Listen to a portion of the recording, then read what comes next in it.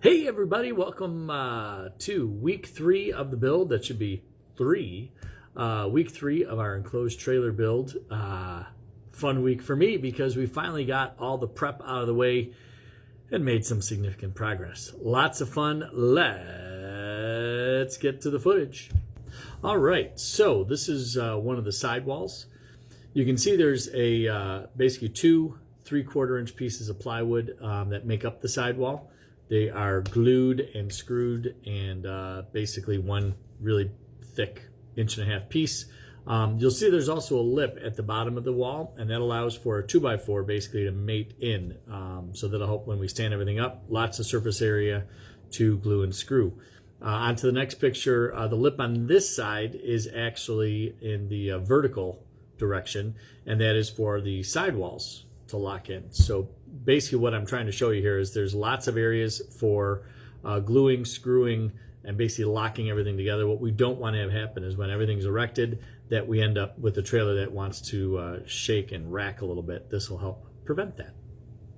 Alrighty, well, before we could get those sidewalls up, we had to get the trailer floor in, which it is. So those 2x4s that you see there are screwed down to the plywood underneath and from the bottom, excuse me, and they'll help make up some of the floor supports. Obviously, once the insulation and the plywood's down, I'll bolt through all of this and lock it in to the trailer. What you can see here are the sidewalls actually going vertical, which is awesome. Everything is glued and screwed together so that we won't have any issues down the road. We also have butyl tape along the one edge between the wood of the wall and the metal of the trailer.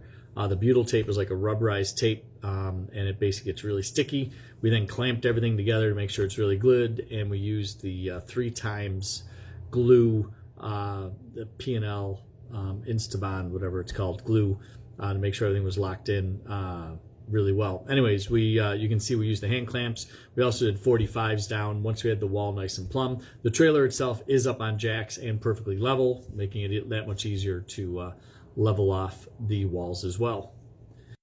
All right, and there she is, standing upright. This is the first chance we had to kind of see how it's going to look. My sons and I walked through it for about 30 minutes, figuring out where things would go, if there's enough room, we can get by each other and all that kind of stuff. And so far, so good. I think two of us can work it pretty easily, and one person can also work it if need be. It's so far empty, no finished walls, no ceiling, any of that kind of stuff. It feels like it's a pretty good size. All right, so let's address a few concerns that people have brought up. Weight of the trailer. So far, it's not so bad. The walls, while they look incredibly beefy, are actually pretty light. I want to say we have about 300 pounds in the serving wall and the door wall. The end walls are like 10 pounds a piece. There's nothing there. So far, not so bad. All in, we should be somewhere around 2,000 pounds, about 1,200 pounds in structure, another 300 pounds in equipment. And then we're guessing the trailer's about 500 pounds. We'll get it all weighed, obviously, when it's done, just to make sure that we are safe. As I pointed out earlier, the trailer is on jacks. I read that on one of the online building forums, and really smart idea. Wouldn't have thought of that. But by having it up on jacks, everything is perfectly level. So when we did the walls, it made it easy to make sure they were plumb.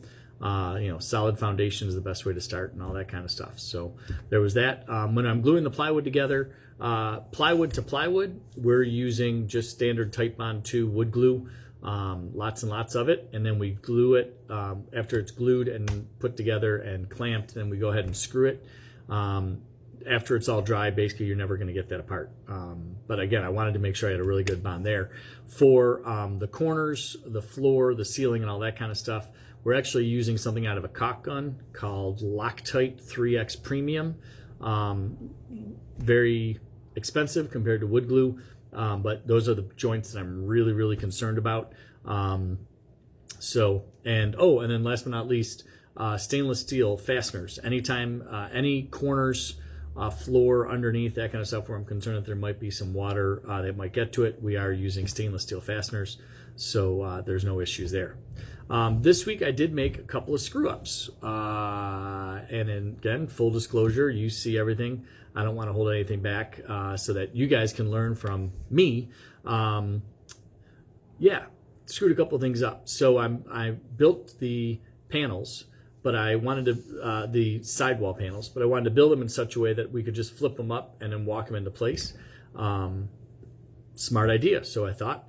However, because I'm doing things in like 90-minute blocks of time, that's the only time I can dedicate, I was moving pretty quick. So when I glued everything together and set it all up, the serving window I did absolutely perfect.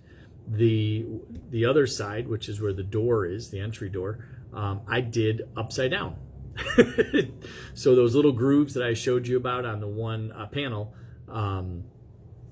weren't, I had to cut them off, basically. It ended up working out for the better. When I got everything set up, the two walls set up in place, I had to do the end walls to hold them together.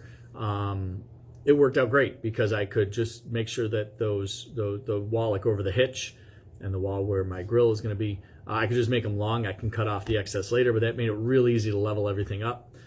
Still a lot of that 3X premium stuff in there, as well as the stainless steel screws, so I know everything's being held together. But that kind of sucked.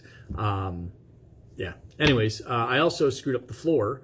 I spent a lot of time and was raving about how awesome the that mix, that weatherproofing mix is, and unfortunately, I was so excited about it, I left it facing up. So I glued everything together, glued it down, used the butyl tape, did everything to make sure that floor was down really good, and then realized that all the weatherproofing is facing up. Not doing me a whole heck of a lot of good. But again, not the end of the world. I can go back and spray some rubberized undercoating or whatever underneath that and take care of that afterwards, but it just kind of sucks.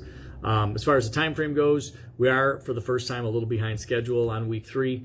Not severely, but just kind of sucks. We were doing pretty good. I was really hoping to knock this out in 6-7 weeks. I think we'll still get it done in 7 or 8 weeks. But slightly behind schedule, work, family, all that kind of stuff made it a little harder this week.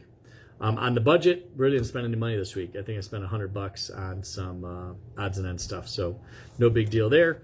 And then last but not least is what's going on next week. So next week we hope to have the insulation in the floor and in the walls, put the 3/4 inch floor down and get that all glued and screwed and everything. So we have a nice solid base. And then we'll see what else comes up. But basically I want to keep cracking on it. I want to get all the sidewalls done so that we can then move on to the roof and then move on to the electrical and, basically get this thing wrapped up. It's amazing how fast it's going to go from here, hopefully.